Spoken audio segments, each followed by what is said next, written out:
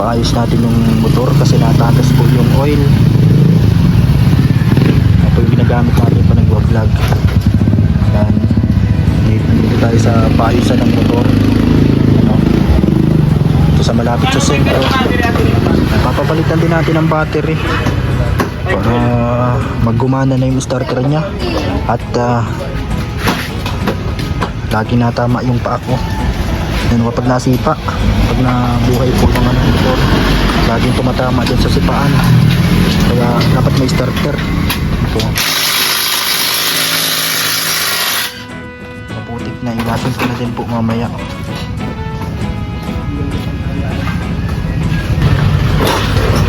Grabing putik.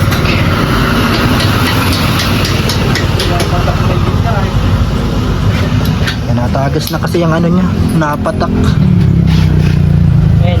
Grabe yung, ayaw po. Minsan pag nakaparking na ano siya eh, na ganyan na, yun, natulo na lang yung mga ano.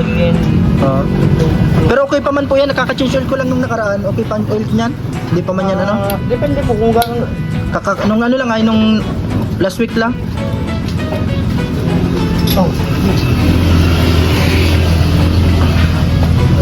Ang grabe ang putik po. TikTok na po kayo. Baka bawal daw yan.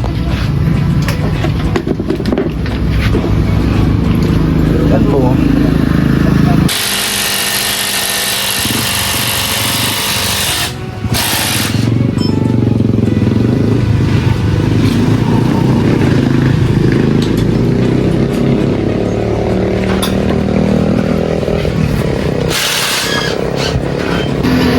Grabe na po ang putik ng motor natin kasi hindi tayo makawash.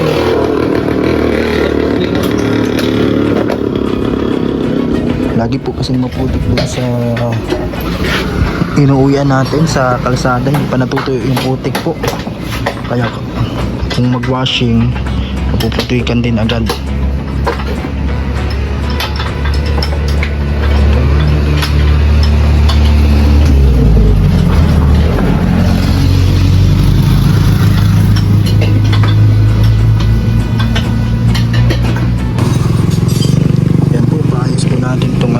Paayos natin yung motor para pag mag-vlog tayo ay hindi mahirap gamitin. Ano? Pasira-sira na kasi ito. Halos mahigit isang taon pa lang po ito nahuhulugan. Isang taon kalahati. Yan. May ano pa, almost 1 year pa. Pero lumang-luma na kasi laging gamit dito sa bundok. Sky ko po yan. Ano parang ano? XRM na ano? Pang ano? Tingin ka na pa XRM?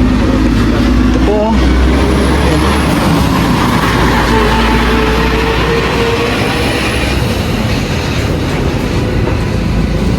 Malalay na rin.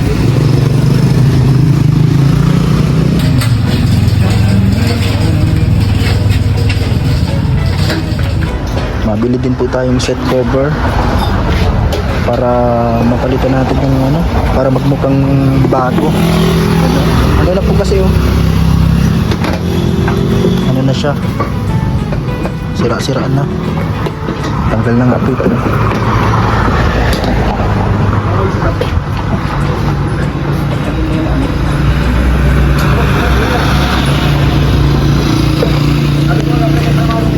Ano po yung pinalitan? Matigas na yung ano. Matigas na po itong ganito. Ay natagas na. Ano? Natagas na siya. Dito po sa ano pa, pwede pong pahigutan din po dyan sa may tambutso. Na parang nasingaw na siya eh.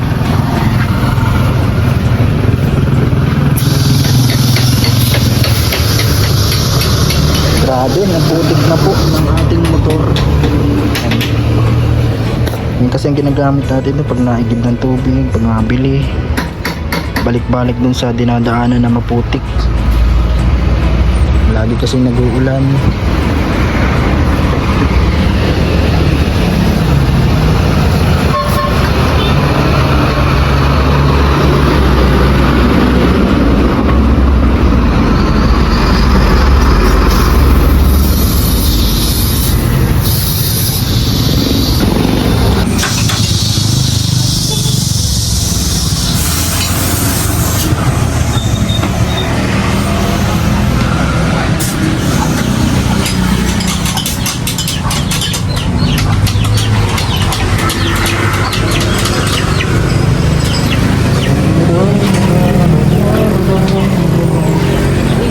yan sa malapit sa kalsada. Ayan po. Yun pa po yung San Jose sa unahan pa. At yung sentro doon sa unahan. Yan, dito tayo nagpapaayos. Sira-sira na pa dito. Dapat papalagyan ko tong tornilyo. Sakto dito.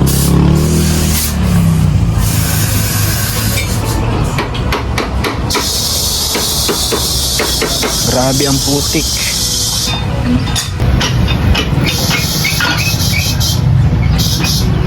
Ito lang. Kaya babaw ko naman piston.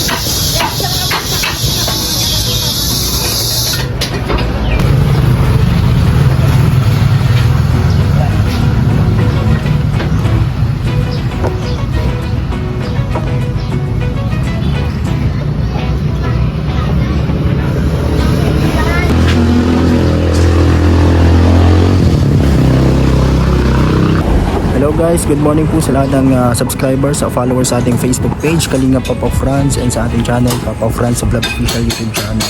Yan, pinapaayos po natin yung ating motor kasi pasira-sira. Yan, tumatagas yung langis. At papaayos ko din po yung starter kasi nahihirapan tayong i-start yung motor. Pag sinisipa natin, napitik siya. Tapos tumatama sa paa, lagi nasusugatan yung paa ko po. Pag sinisipa yung motor kasi na balik siya, pumipitik. Eto.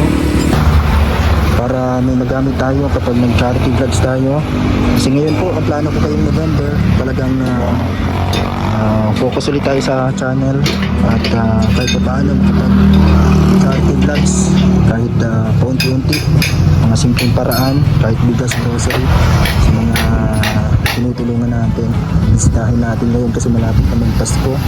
Kumustahin natin yung mga dating binablog natin. At syempre, kapag may mga pwede tayong ma-vlog sa ating channel po.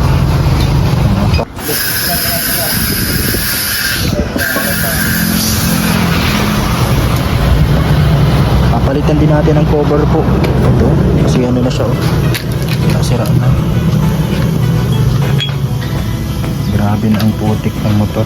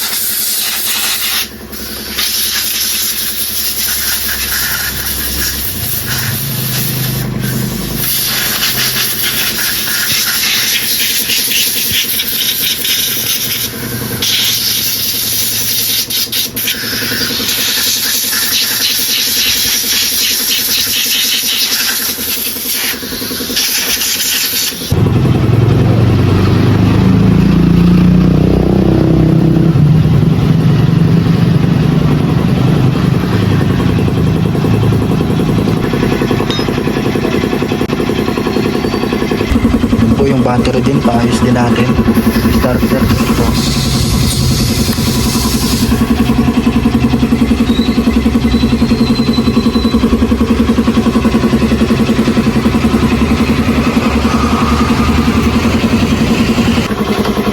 Inaayos natin yung pinapaayos yung starter at ito, lalagay din natin ito sa upuan, seat cover para mapalitan na, tapos yung sa kamay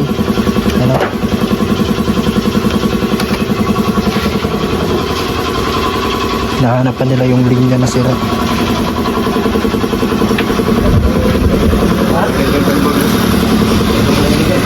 Ibang wiring doon nagbago dito.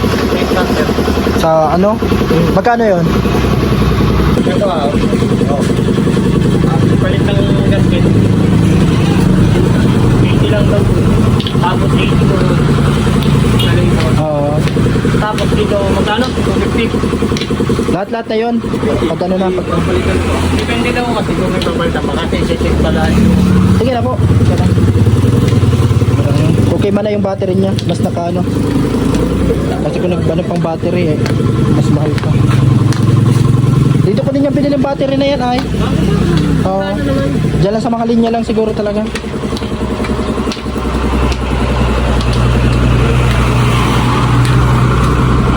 Yung pagkabit nitong sa ganito, magkano ang libo? Yung sa kamay. Sige lang. So, pinapapalitin din po natin yung seat cover para maganda ng tingnan at mamaya i-washing natin.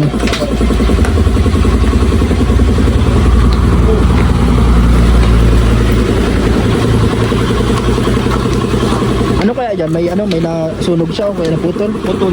Putol. Papalitan na siya yung wire niya. Depende. Kasi original naman ang mga... Yung sa starter man lang yun Oo. Yung sa linya ng starter. Itong ganito, papalitan na to? Ang ganyan? Hindi na. Titingnan pa natin yan, kuya. Palitin na. Kasi yun, naayos ang linya, tapos lumana sa rekta. Opo. Palitin na talaga. Sige pa, may nagahan tayo. Sana maayos nito para gumana na yung starter.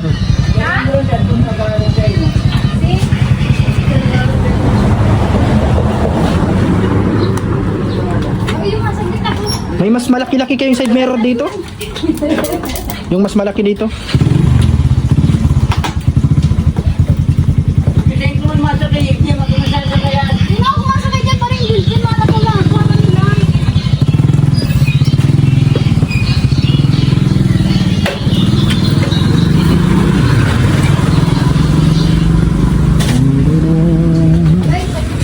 Ito yung ipapalit natin.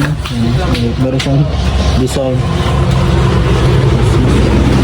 Kasi custom lang siya.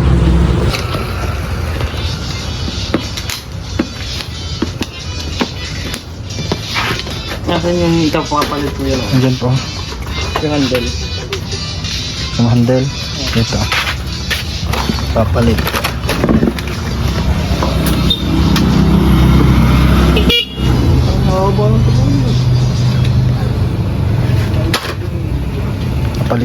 Papalitin din po yung yung handle niya.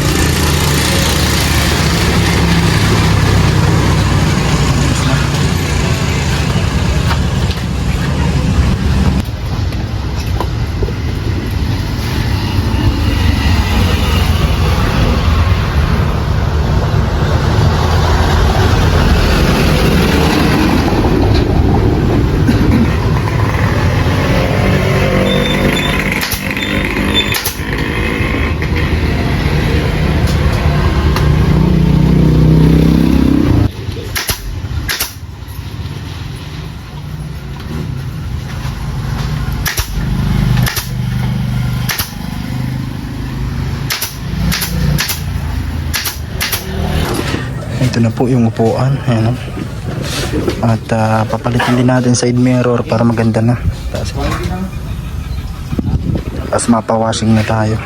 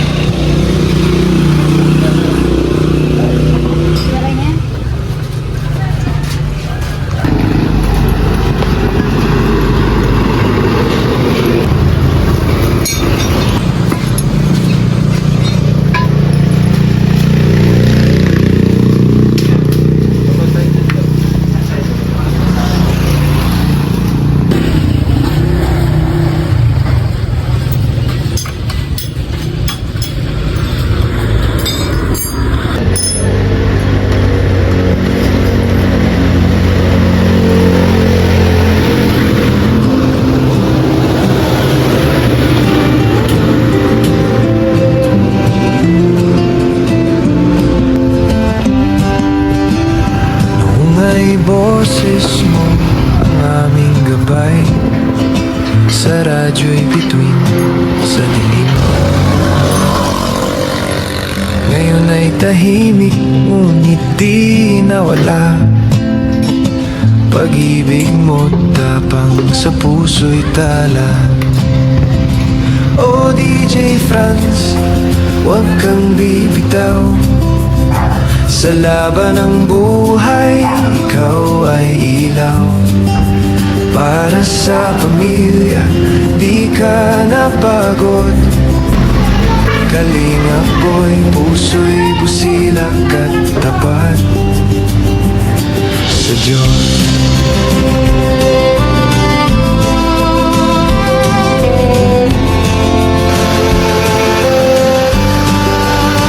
Bawat patak ng pawis ay iyong dasal, upang mahal mo'y di magutom kailanman. Di mo man hawak ang mikropono ngayon, tinig mo'y puso ng Kalingap Nation.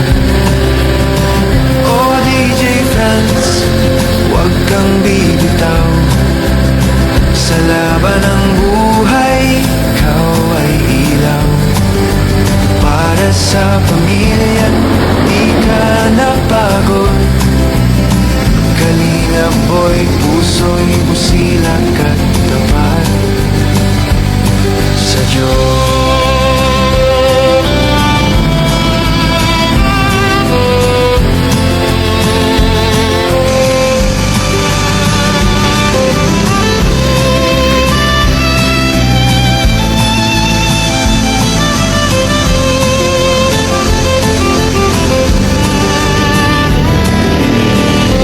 Panahon man ay mag-iba,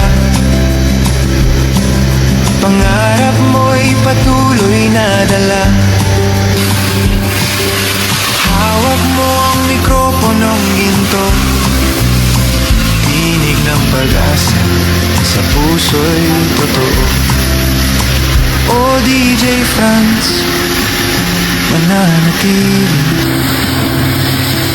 Boses ng pag-ibig at pag-asa, para sa pamilya, para sa bayan.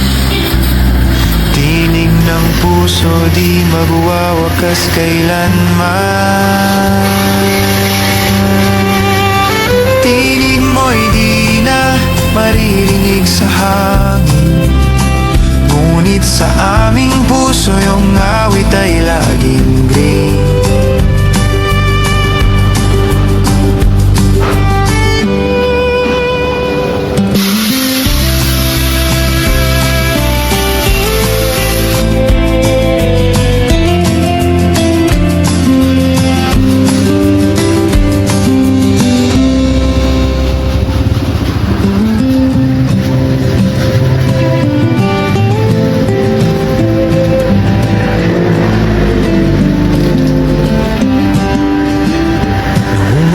Boses mo ang aming gabay, sa radyo'y bituin sa dilim ng buhay. Ngayon ay tahimik, ngunit di nawala. Pag-ibig mo tapang sa puso'y tala. O DJ Franz, huwag kang bibitaw. Sa laban ng buhay, ikaw ay ilaw. Para sa pamilya, di ka napagod. Kalingap boy, puso'y busilak at tapat sa Diyos.